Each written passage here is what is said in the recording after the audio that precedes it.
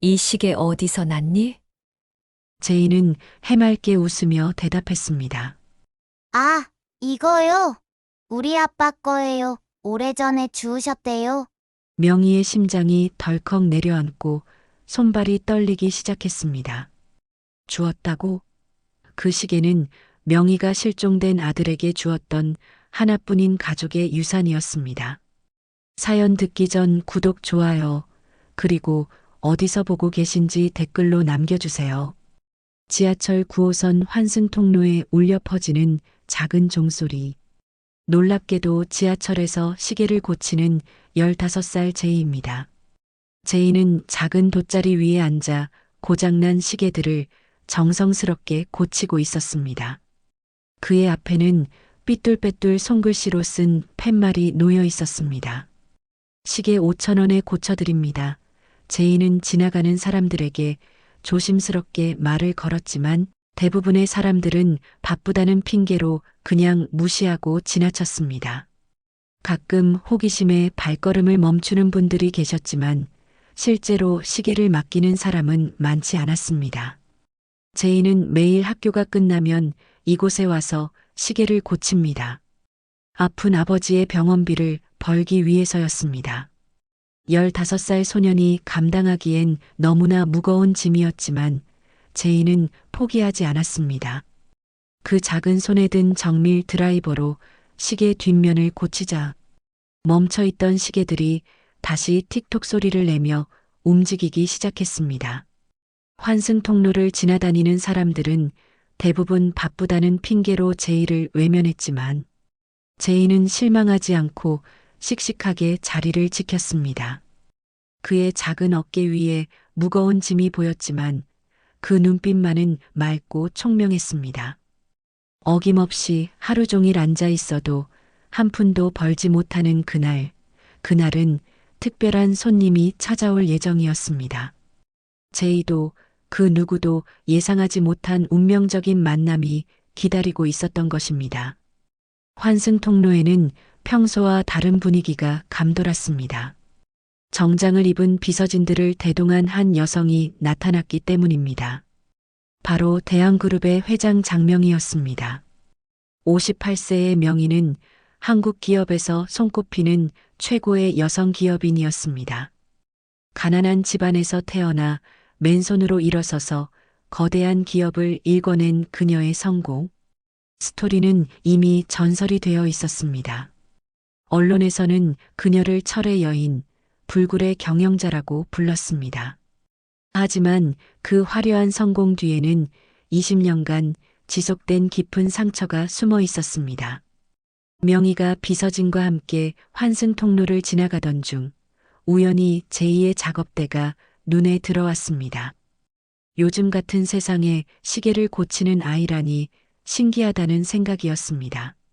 명희는 잠시 걸음을 멈추고 제이를 바라봤습니다. 하지만 제이 앞에 놓인 낡은 시계를 본 순간 명희의 발걸음이 완전히 멈춰버렸습니다.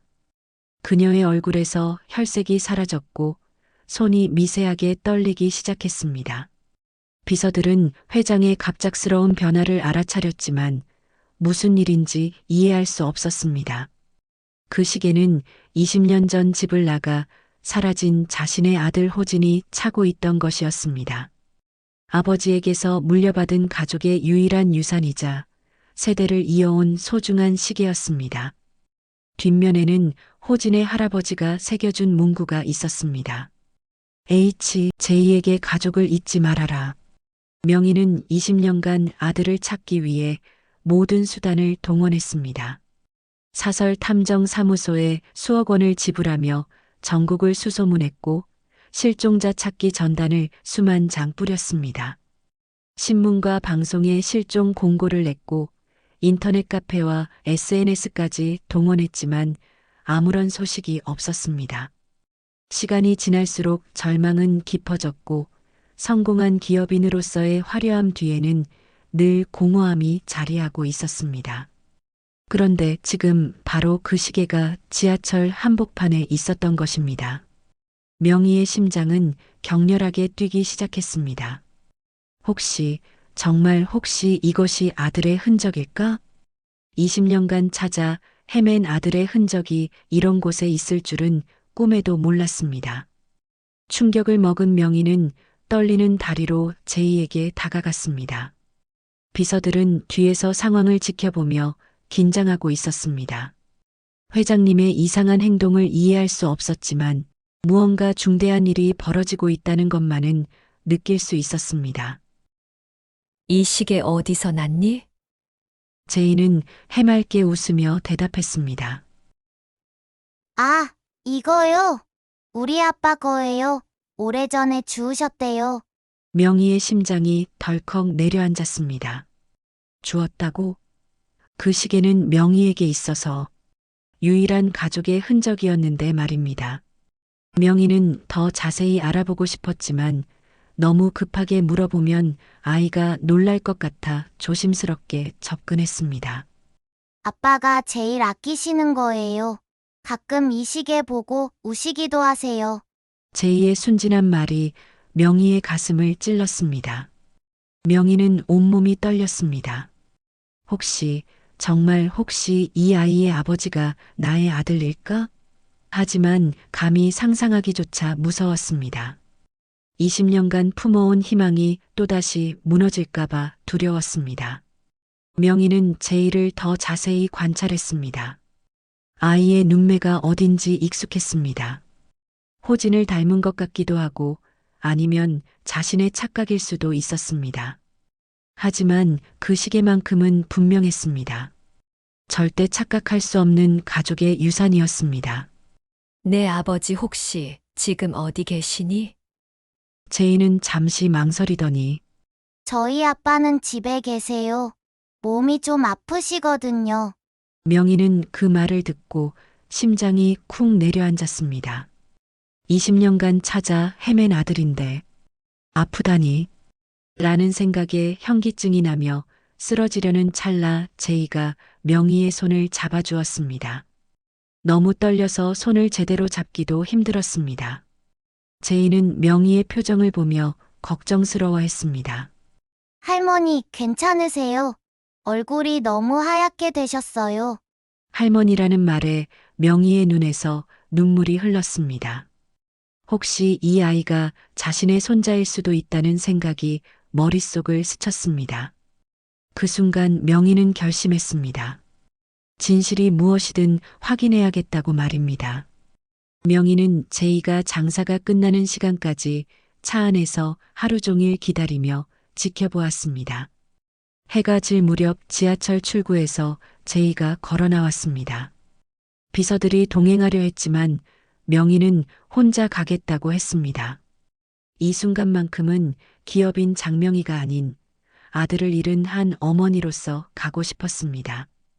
20년의 상처의 끝자락이 보이는 순간이었습니다.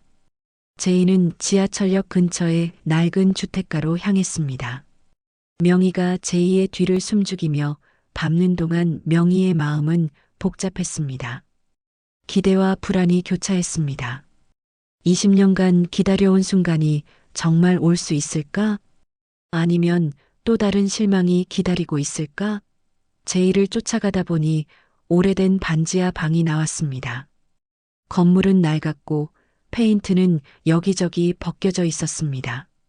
좁은 골목길에는 쓰레기통이 나뒹굴고 있었고 전체적으로 폐가 건물 같은 분위기였습니다. 명희는 이런 곳에서 혹시 자신의 아들이 살고 있을지도 모른다는 생각에 가슴이 아팠습니다. 페인트가 벗겨진 철문 앞에서 명희는 한참을 망설였습니다. 20년간 기다려온 순간이었지만 정작 그 앞에 선이 무서웠습니다. 만약 아들이 아니라면 어떻게 하지? 만약 아들이 맞다면 왜 20년간 연락하지 않았을까? 수많은 생각들이 머릿속을 스쳐 지나갔습니다. 떨리는 손으로 문을 두드렸습니다. 안에서 기침 소리가 들렸고 느린 발걸음이 다가왔습니다. 그 발걸음 소리마저 어딘지 익숙한 것 같았습니다. 문이 열리자 한 남성이 나타났습니다. 그는 수척하고 창백했습니다. 숨소리는 거칠었고 몸은 앙상했습니다. 옷은 낡았고 전체적으로 많이 지쳐 보였습니다.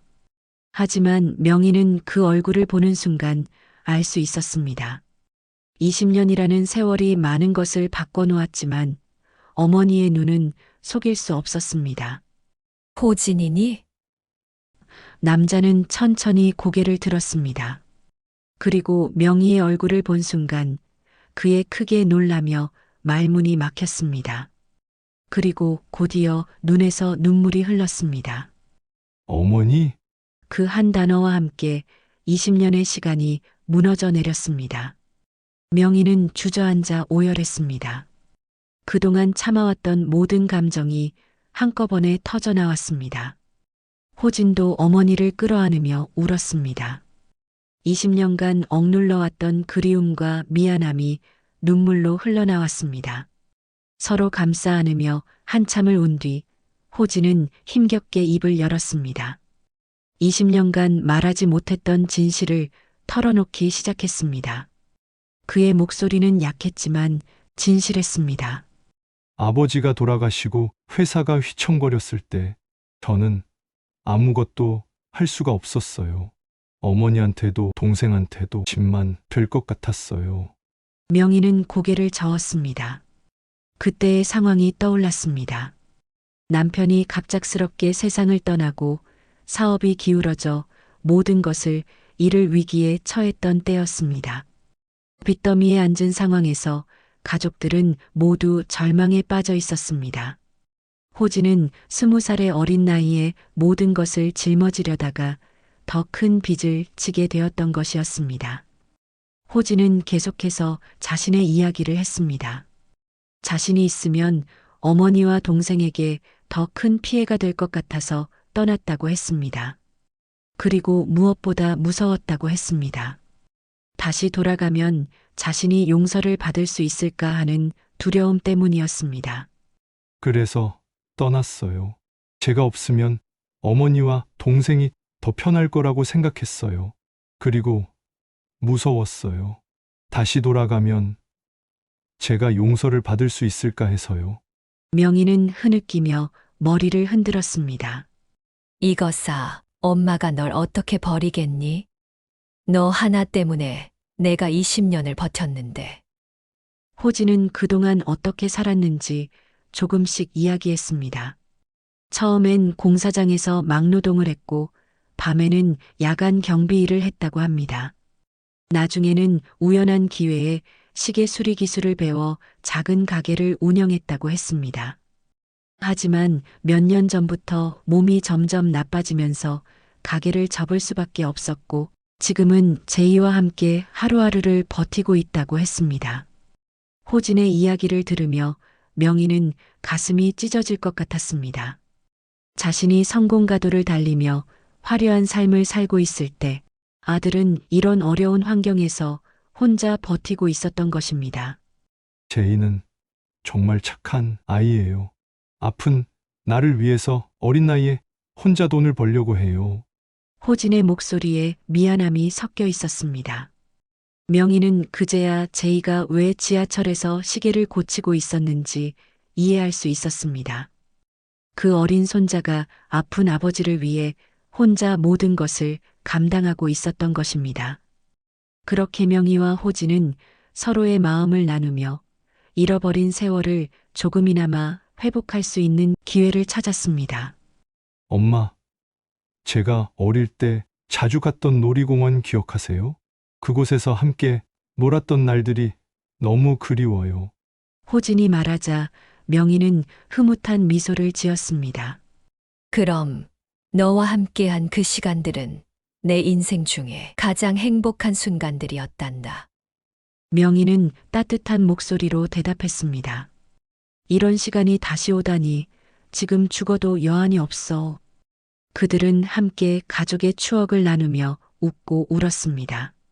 소란스러운 소리에 잠에서 깨 방에서 나온 제이는 명희를 발견했습니다. 아까 그 할머니.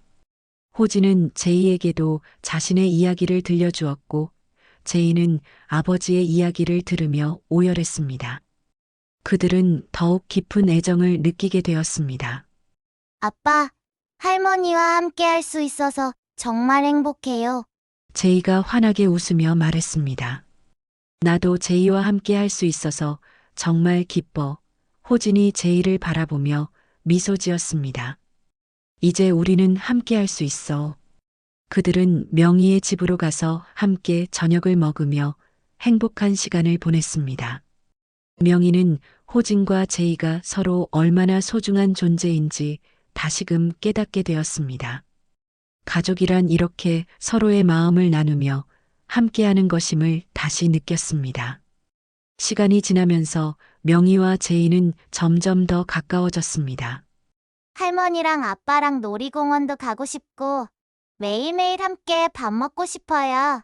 제이가 말했습니다. 그래, 우리 함께 좋은 추억을 만들어 보자. 명희는 따뜻한 미소를 지으며 대답했습니다.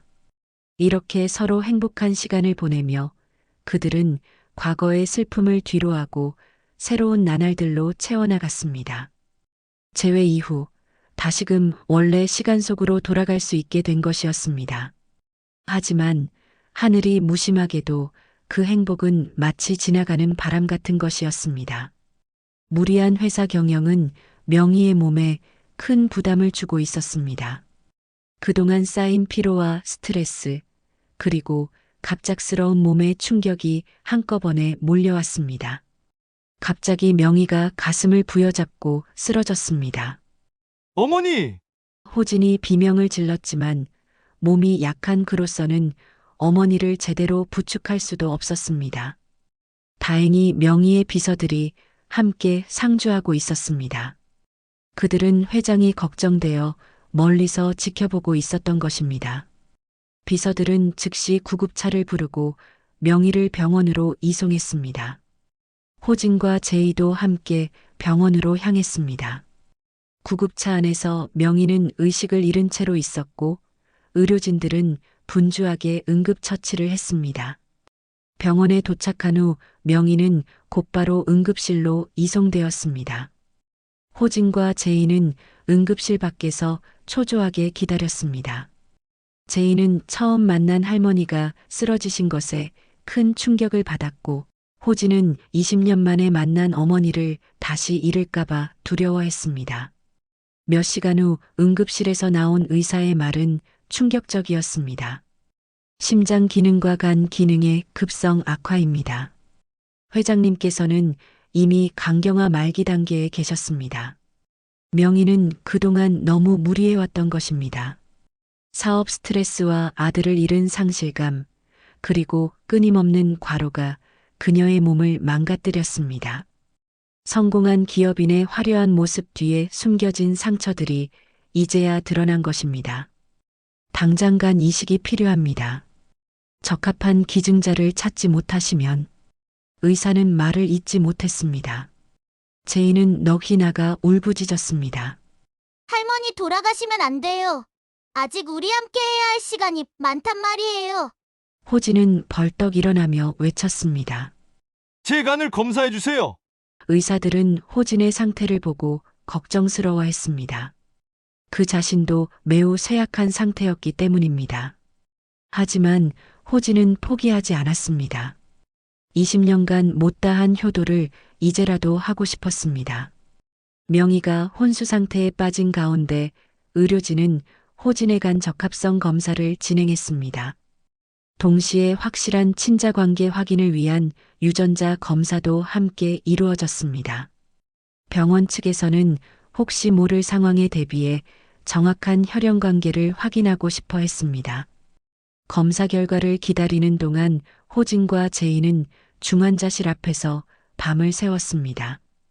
제이는 처음 만난 할머니를 잃을까봐 무서워했고 호진은 어머니에게 마지막 효도조차 하지 못할까봐 두려워했습니다. 병원 복도는 차갑고 적막했지만 두 사람의 마음은 뜨거운 기도로 가득했습니다. 아빠, 할머니 괜찮아지시겠죠? 그래야지. 그래야 해. 호진도 확신이 서지 않는 목소리로 대답했습니다. 명희의 비서들도 함께 밤을 새우며 회장의 회복을 기원했습니다. 그들은 처음으로 회장의 개인적인 사연을 알게 되었고 깊은 감동을 받았습니다. 다음 날 아침 의사가 검사 결과를 들고 나타났습니다. 의사의 표정은 진지했지만 어딘지 안도감이 섞여 있었습니다. 간 적합성 완벽합니다. 그리고 유전자 검사 결과 모자 관계 99.998% 일치합니다. 제이는 두 손으로 얼굴을 가리고 울부짖었습니다.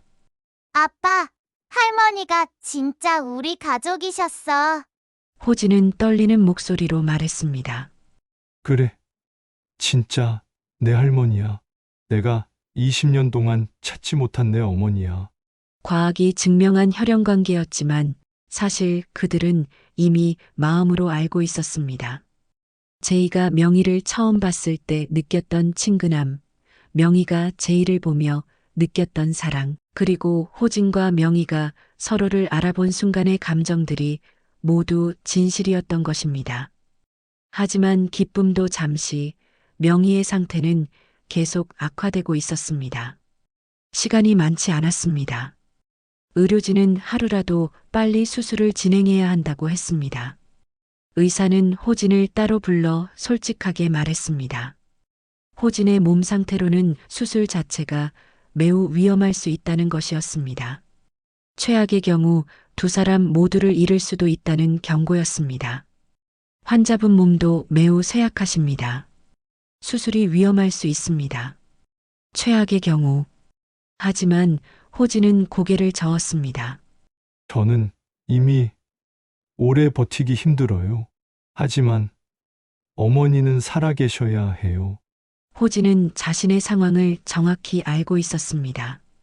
병이 이미 많이 진행되어 있어서 앞으로 몇 년을 더 살 수 있을지 확신할 수 없었습니다. 하지만 어머니는 다릅니다. 간 이식만 성공하면 훨씬 더 오래 살 수 있을 것이었습니다. 호진은 제이를 불러 앉혔습니다.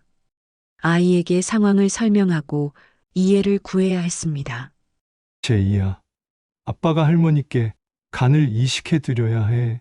아빠, 안 돼요. 아빠까지 잃으면 저 정말 못 살아요. 제이가 아버지에게 매달렸습니다. 호진은 아이의 머리를 끌어안았습니다. 괜찮아. 넌 이제 혼자가 아니야. 할머니가 계시고 너와 함께할 분들이 계셔. 20년간 어머니에게 못다한 사랑을 이런 식으로라도 표현하고 싶었습니다. 자신의 목숨과 바꿔서라도 어머니를 살리고 싶었습니다. 그것이 아들로서 할 수 있는 마지막 효도라고 생각했습니다. 제이도 아빠보다 할머니가 더 필요해. 할머니께서 제이를 더 좋은 환경에서 키워주실 수 있으셔. 호진의 목소리는 확신에 차 있었습니다. 제이는 울면서도 아버지의 결정을 이해하려 노력했습니다. 수술 해주세요. 호진이 의사에게 말했습니다. 그날 밤 호진은 제이와 마지막 대화를 나눴습니다. 할머니에 대한 이야기, 가족에 대한 이야기, 그리고 제이가 앞으로 어떻게 살아가야 할지에 대한 이야기를 했습니다. 수술 당일 병원에는 긴장감이 감돌았습니다. 명희와 호진 두 분의 생명이 걸린 대수술이었습니다. 의료진들도 평소보다 더욱 신중하게 준비했습니다. 이런 특별한 상황의 수술은 의료진에게도 큰 부담이었습니다. 수술실 앞 수술 중 불이 켜지는 순간 제이의 세계는 멈춘 듯 조용해졌습니다. 복도에는 제이와 명희의 비서들, 그리고 의료진만이 남아 있었습니다. 평소 시끄럽던 병원이 이상하게 조용하게 느껴졌습니다. 제이는 수술실 문 앞에 앉아 기도했습니다. 아버지도 할머니도 모두 살아서 나오시기를 간절히 바랐습니다. 어린 제이에게는 너무나 긴 시간이었습니다. 시계를 보면 겨우 몇 분밖에 지나지 않았는데 몇 시간이 지난 것 같았습니다. 하나님, 제발이요. 아빠도 할머니도 모두 살려주세요. 제이는 작은 목소리로 계속 기도했습니다. 명희의 비서들도 함께 기도했습니다. 시간이 느리게 흘렀습니다. 몇 시간이 지났을까요? 수술실 문이 열리고 의사가 나왔습니다. 의사의 표정을 보려고 제이는 벌떡 일어났습니다. 모든 사람들의 시선이 의사에게 집중되었습니다. 수술 성공했습니다. 의사의 말에 제이는 바닥에 주저앉아 울음을 터뜨렸습니다.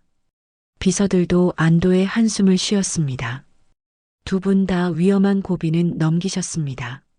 하지만 아직 안심하실 수는 없습니다. 특히 기증자분은 회복에 시간이 걸리실 것 같습니다. 제이는 안도의 눈물을 흘렸습니다. 아버지도 할머니도 모두 살아계셨습니다. 그것만으로도 충분했습니다. 수술실에서 나온 두 분은 각각 중환자실과 회복실로 옮겨졌습니다. 일주일 후 명희가 가장 먼저 의식을 되찾았습니다. 눈을 뜨자마자 침대 옆에 웅크린 제이가 보였습니다. 제이는 할머니가 깨어나시기만을 기다리며 거의 병실을 떠나지 않았습니다. 할머니, 제이의 목소리는 쉬어 있었습니다. 명희는 눈물을 흘리며 제이를 안았습니다. 그래, 내 손자야. 명희는 수술 전의 기억들이 천천히 되살아났습니다. 20년 만에 찾은 아들, 그리고 처음 만난 손자.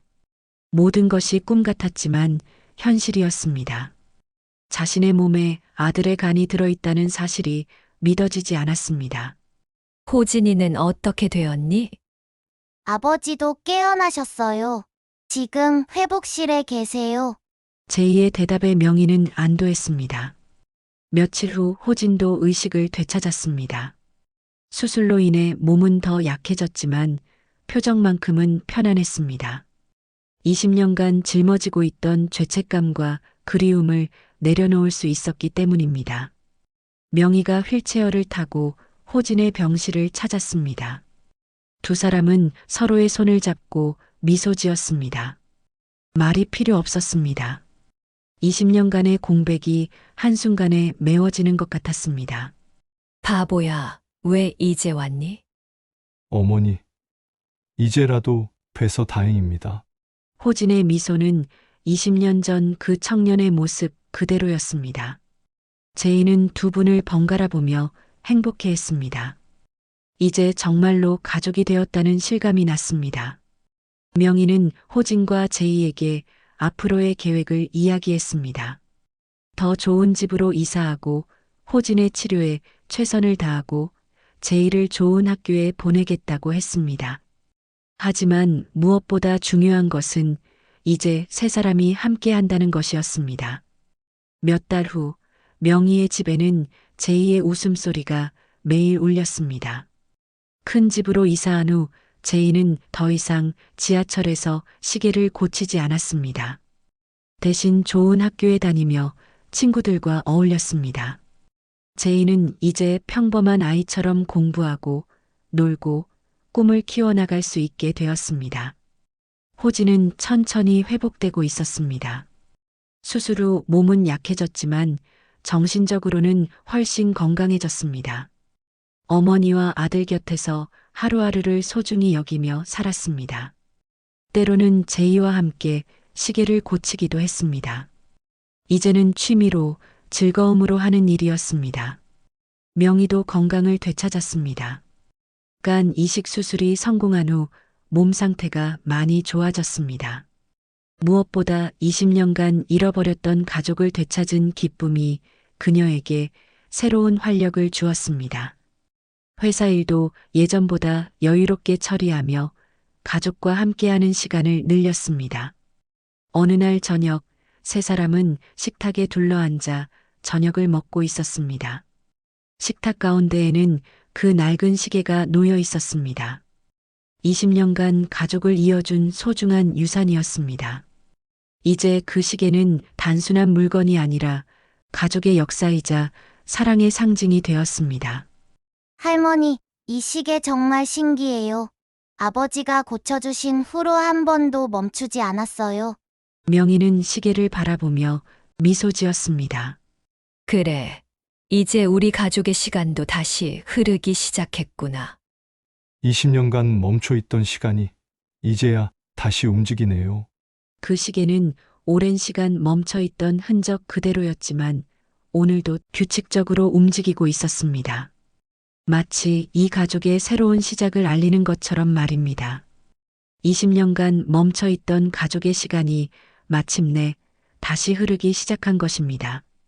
그리고 이 시간은 영원히 멈추지 않을 것 같았습니다. 제이는 이제 더 이상 혼자가 아니었습니다. 사랑하는 아버지와 자상한 할머니가 계셨습니다. 그리고 무엇보다 따뜻한 가족이 있었습니다. 밤이 깊어가도 그들의 대화는 끝나지 않았습니다. 서로에 대한 사랑을 확인하는 시간이었습니다. 그날 밤 세 사람은 모두 같은 꿈을 꾸었습니다. 함께 웃고, 함께 울고, 함께 살아가는 행복한 가족의 꿈을 말입니다. 오늘의 이야기가 마음을 울린다면 댓글로 남겨주세요. 다양한 이야기로 당신을 위로해드려요. 구독, 좋아요와 함께 어디서 보고 계신지도 댓글로 남겨주세요.